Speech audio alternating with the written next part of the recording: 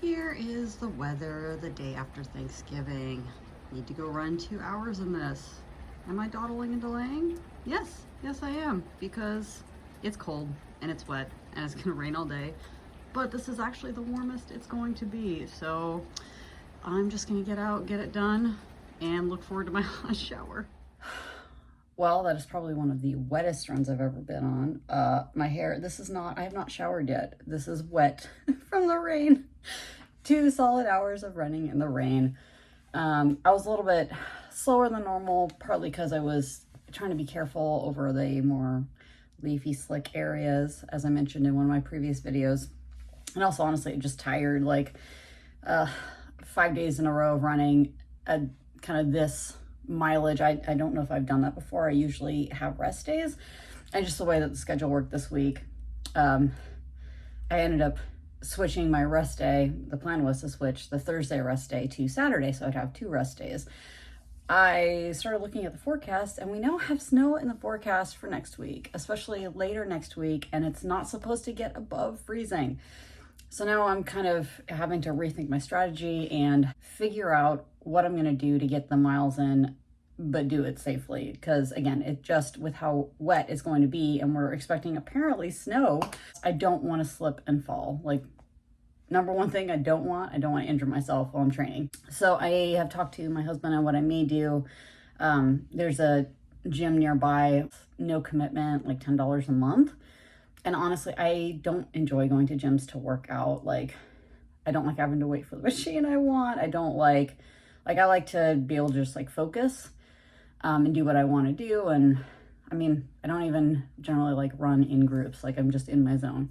So hoping that if push comes to shove, that is something that I can do, is just sign up for a gym for like 2-3 months. And then once the weather warms up a bit, or we're past the snow and the ice, just cancel that. If I can get into the gym at like 6 and start my run then, that's actually preferable than having to wait until it's light outside.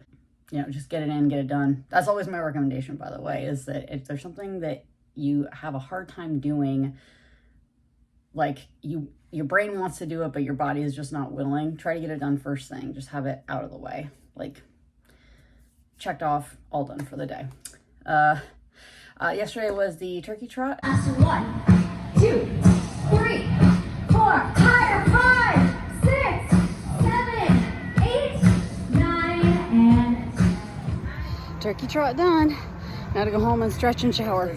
It was cold, but it was clear. It was nice, actually. It was pretty sunny for most of the run. It was above freezing. It never dipped below freezing, and there was only one area where I felt my feet slipping. And so what's funny is I'm looking around and I'm like, am I the only person like feeling my feet slipping?